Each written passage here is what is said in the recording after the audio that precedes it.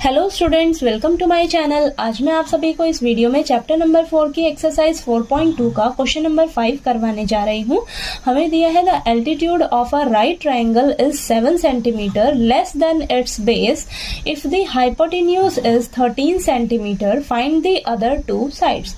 तो क्वेश्चन में हमें बोला है कि एक राइट ट्रायंगल है जिसके एल्टीट्यूड के बारे में क्या बात की गई है कि जो उसका एल्टीट्यूड है ना, यानी कि जो उसकी हाइट है वो कैसे दी है हमें, अगर हम बेस में से 7 सेंटीमीटर लेस कर देते हैं। ठीक है, बेस में से 7 सेंटीमीटर अगर आप माइनस कर दो तो वो आपके पास राइट ट्रायंगल का एल्टीट्यूड निकल कर आ जाएगा। ठीक है, आगे हमें हाइपोटेन्यूज दिया हुआ है 13 सेंटीमीटर और बाकी दोनों अदर साइड्स जो है वो जो 2 अदर साइड्स हैं वो हमें फाइंड आउट करनी है। ठीक है, तो चलिए सॉल्यूशन में सबसे पहले हम क्या करते हैं, जो हमें फाइंड आउट करना होता है उसे हम लेट करके चलते हैं। तो यहाँ पर हम क्या करेंगे, सबसे पहले बेस को लेट करेंगे क्योंकि जो एल्टीट्यूड है ना राइट ट्रायंगल का, जो हाइट है वो बेस के ऊपर डिपेंड है। ठीक है, तो यहाँ पर आप लेट करिए, let the base of a triangle. ठीक है, राइट ट्रायंगल, तो हम बेस को क्या मान लेते हैं, x सेंटीमीटर। ठीक है, अब let the altitude of right triangle. Altitude के बारे में क्या बात की गई है कि हम क्या करेंगे, बेस में से बोला है कि बेस कितना माना है मैंने, x सेंटीमीटर, तो बेस में से बोला है कि 7 सेंटीमीटर ना माइनस कर दीजिए। ठीक है, तो क्या आ जाएगा आपके पास, x माइनस 7 सेंटीमीटर। ठीक है, ये चीज क्लियर हुई। और आपको गिवन क्या है, हाइपोटेन्यूज जो है वो गिवन है, हाइपोटेन्यूज गिवन है कितना, 13 सेंटीमीटर। ठीक है, तो यहाँ पर हम क्या करेंगे, पाइथागोरस थ्योरम यूज करेंगे क्योंकि आपको हाइपोटेन्यूज दिया हुआ है और ये दोनों साइड्स आपको निकालनी है। ठीक है, तो ये राइट ट्रायंगल के लिए हम क्या करेंगे, पाइथागोरस थ्योरम यूज करेंगे। तो यहाँ पर लिखिए, बाय यूजिंग पाइथागोरस थ्योरम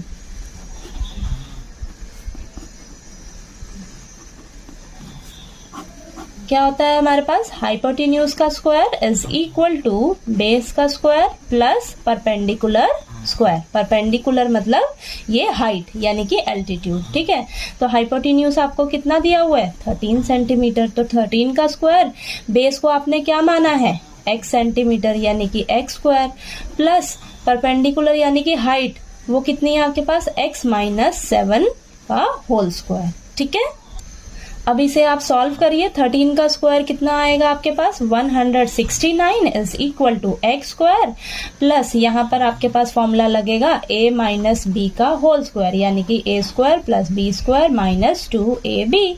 ठीक है, तो यहाँ पर अप्लाई कर दीजिए, एक्स स्क्वायर प्लस 49 आ जाएगा माइनस का 2ab यानी कि 14x।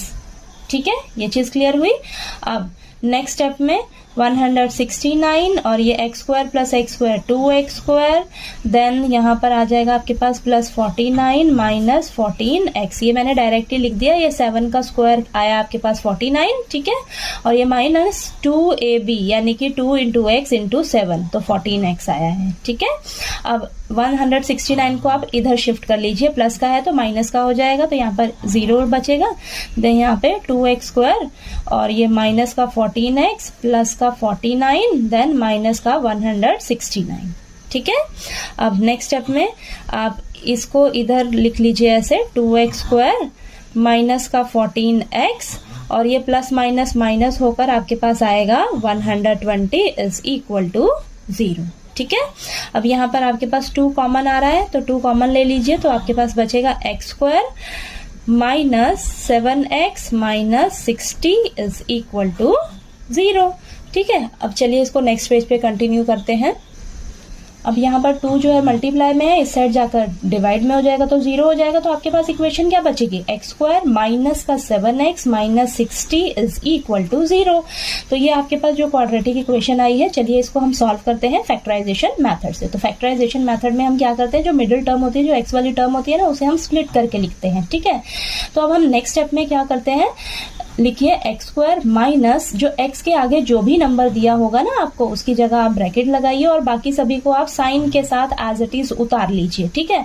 अब इस 7 की जगह ना यहाँ पर 2 नंबर लिखे जाएंगे। वो 2 नंबर ऐसे होने चाहिए जिसे हम प्लस माइनस करें तो हमें 7 मिले, उन 2 नंबर्स को मल्टीप्लाई करें तो आपको क्या मिलना चाहिए। देखिए एक्स स्क्वायर का कोफिशिएंट क्या है 1 और कांस्टेंट नंबर क्या है 60, ठीक है। तो माइनस को भी ध्यान मत दीजिए, तो यहाँ पर आएगा आपके पास 60। अब तो उन 2 नंबर्स को मल्टीप्लाई करने पर आपके पास 60 आना चाहिए। अब वो 2 नंबर्स कैसे आएंगे आपके पास वो समझिए, वो 2 नंबर्स यहीं से निकलेंगे। अब तो 60 के आप फटाफट से फैक्टर्स निकालिए। तो यहाँ पर ये 2 से डिवाइड होगा 30 पे जाएगा, देन ये अगेन 2 से डिवाइड होगा 15, देन ये 3 पे जाएगा, यहाँ पर 5 आएगा, देन 5, यहाँ पर 1 आ गया। तो 60 के फैक्टर्स क्या निकले हैं 2 इंटू 2 इंटू 3 इंटू 5।